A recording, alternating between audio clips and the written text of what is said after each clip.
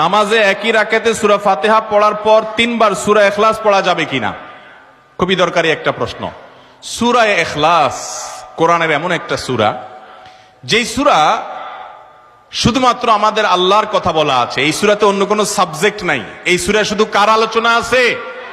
এরকম আরেকটা সূরা কোরআনে নাই যে সূরার শুরু থেকে শেষ পর্যন্ত শুধু আল্লাহর গুণগান আছে, আল্লাহর বৈশিষ্ট্যের কথা আছে, আল্লাহর একত্ববাদের কথা আছে, অন্য কোনো সাবজেক্টই নেই। এটা সাবজেক্টই শুধু আল্লাহ তাআলা। এই জন্য এক সাহাবী এই সূরাকে খুব ভালোবাসতেন।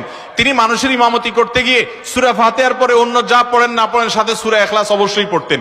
দুইজন সাহাবীর জীবনে এরকম ঘটনা পাওয়া যায়। একজন সম্ভবত মসজিদে কুবার বা এরকম কোন মসজিদের ইমাম ছিলেন, আরেকজন জিহাদের ময়দানে এই কাজ করতেন। সাহাবীরা এসে বলছেন, ইয়া রাসূলুল্লাহ, উনি নামাজ পড়ালে অনেক লম্বা সময় ধরে সালাত আদায় করে, আমাদের কষ্ট হয়ে যায়। নবীজি ডেকে বলছেন, তুমি কেন এই কাজ করো? বললেন, ইয়া রাসূলুল্লাহ, সূরা ইখলাস এখানে আমাদের রবের কথা বলা হয়েছে, আমার রবের পরিচয়ের উল্লেখ দেওয়া হয়েছে। এটার নামই সূরা ইখলাস, তাওহীদকে খালেজ করার সূরা, শিরক মুক্তির সূরা, আমার রবের গুণের সূরা। এখানে অন্য কারোর ইস্যু নাই, শুধু আমার আল্লাহর কথা বলা আছে। এই জন্য সূরার মর্মটা, এর অর্থটা আমাকে খুব স্পর্শ করে, আমার খুব ভালো লাগে। এই জন্য সূরা ফাতিহার পরে অন্য যা পড়ি না পড়ি, অতিরিক্ত সূরা হিসাবে, সূরা মিলার অংশ হিসাবে সূরা ফাতিহাটা আমি অবশ্যই পড়ি। নবী করিম সাল্লাল্লাহু আলাইহি সাল্লাম বলেছেন, এই সূরার ভালোবাসায় তোমাকে জান্নাতে নিয়ে যাবে। এই জন্য ভাই দেখবেন সকাল সন্ধ্যায় সূরা ইখলাস, সূরা ফালাক, সূরা নাস 3 বার 3 বার, সকাল সন্ধ্যার পাশাপাশি 5 ওয়াক্ত সালাতের পরে একবার, রাতের শোয়ার সময় আবার 3 বার 3 বার, মানে সূরা ইখলাস এতবার পড়ার আল্লাহ তাআলা ওজিফা করে দিয়েছেন। আমরাও সূরা ফাতিহা সবচেয়ে বেশি পছন্দ করি।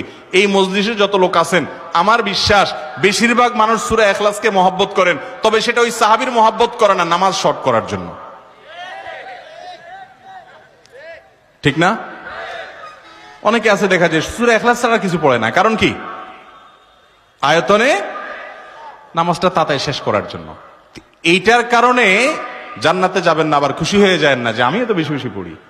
আপনার নিয়ত যদি হয়, মতলব যদি হয় নামাজ সংক্ষিপ্ত করা, তাহলে হবে না। এই জন্য ভাইরা আমার, সূরা ইখলাসটা নামাজের মধ্যে কেউ যদি পড়েন বিভিন্ন রাকাতে, সূরার মর্ম উপলব্ধি করে তিনি ইনশাআল্লাহ সওয়াব পাবেন। এই সূরার তাফসীর জানবেন। একদিন ইনশাআল্লাহ কোন একটা প্রোগ্রামে কোন আলেম থেকে সূরা ইখলাসের তাফসীরের উপর 1 ঘন্টা আধা ঘন্টা ওয়াজ শুনবেন, খুব গুরুত্বপূর্ণ।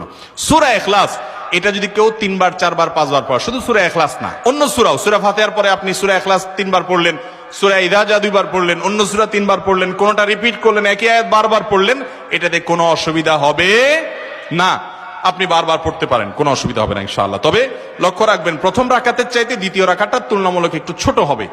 হ্যাঁ, আয়তনে পরিমাণে একটু ছোট হবে, এটাই সুন্নাহ। নবী করিম সাল্লাল্লাহু আলাইহি ওয়াসাল্লাম প্রথম রাকাত যদি 2 মিনিট ধরে পড়তেন, দ্বিতীয় রাকাত 1.5 মিনিট, অর্থাৎ একটু কমায়া পড়তেন, এটাই তার সুন্নাহ ছিল।